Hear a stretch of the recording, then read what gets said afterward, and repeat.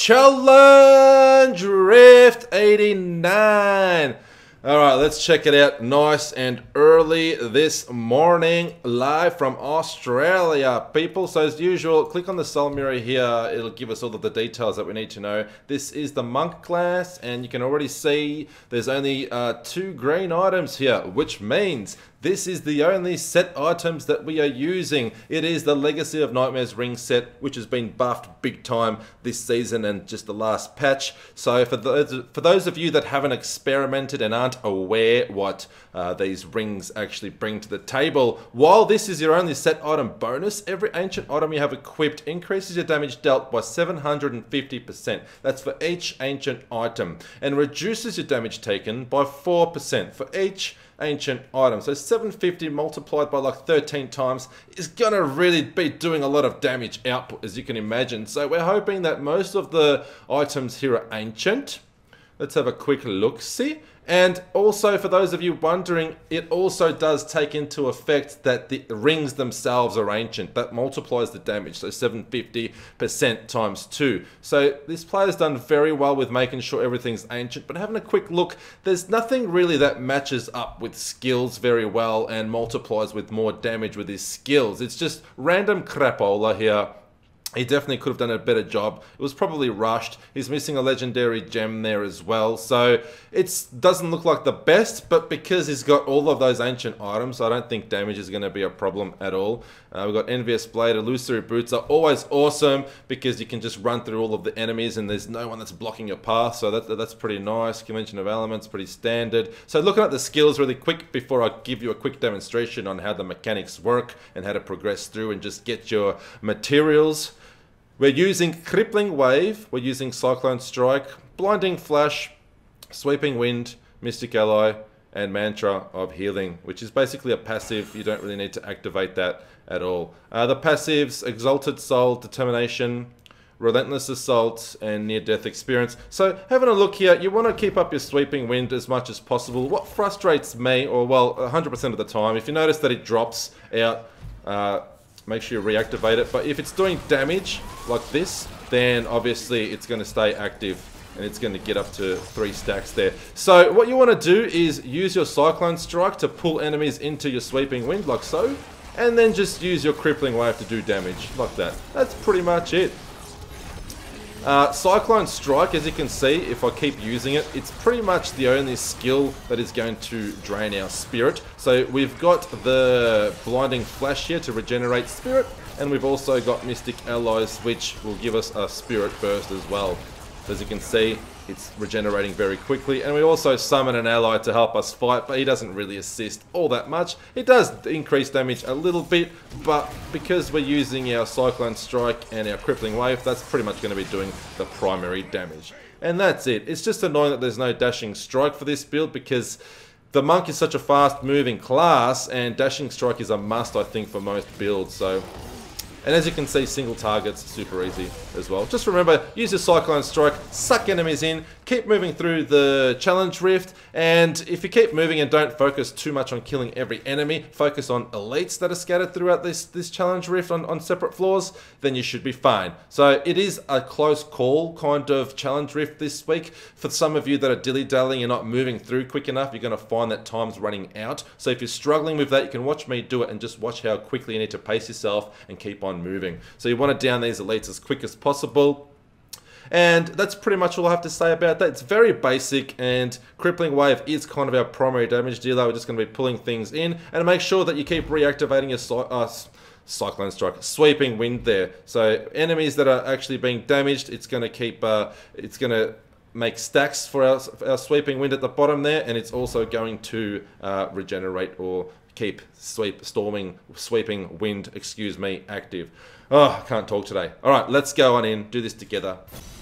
We are in, start moving up straight away, activate your Sweeping Wind, use your Cyclone Strike to suck enemies into that Sweeping Wind and just pick them off with your Crippling Wave, burn them down and keep on moving. Try and avoid all that elemental damage on the floor, it can be nasty, we don't want to die. And this first elite in particular, this first pack, is super annoying when it comes to elemental damage. Look at it all, it's everywhere, so just be careful, we don't want to get frozen and waste time.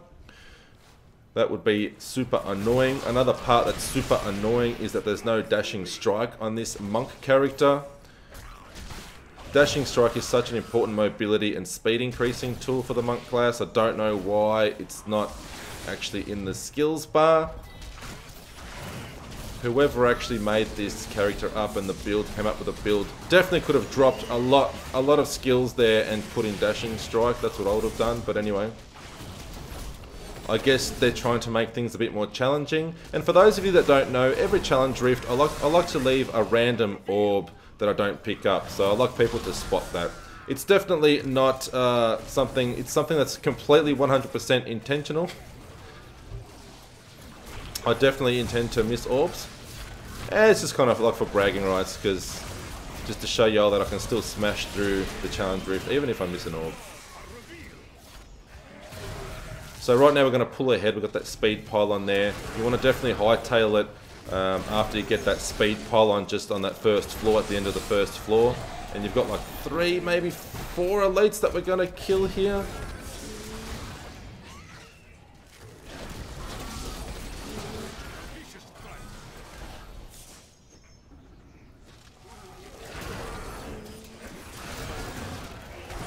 Got the power pylon here now, nice. So we're moving quite well. Just remember to keep an eye on those sweeping wind stacks. If it deactivates, just reactivate sweeping wind. And cyclone strike, when especially around here, is awesome. Just suck enemies as you keep moving up. But don't worry too much about killing every single one. If you leave a couple stragglers behind, that's fine. Oh, this is the wrong way, my bad. Just wasting a bit of critical time, but it's all good. We're still pulling ahead on time there. We're going to get our materials. We're going to get our materials. At least now all of you watching will know not to go up there. I hope.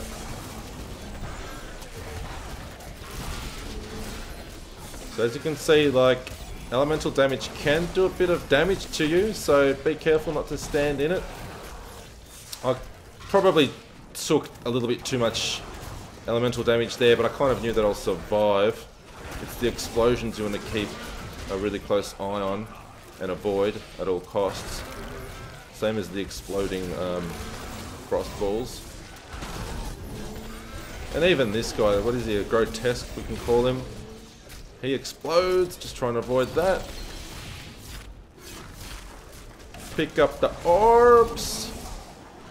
And we're still pulling ahead on time, so pretty comfortable right now.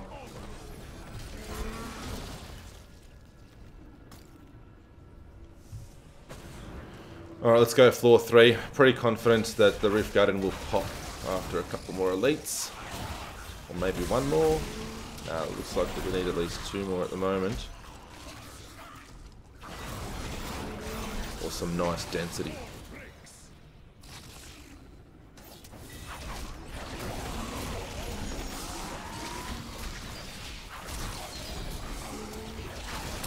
But all in all, it is a very easy build to play, I think. Hello.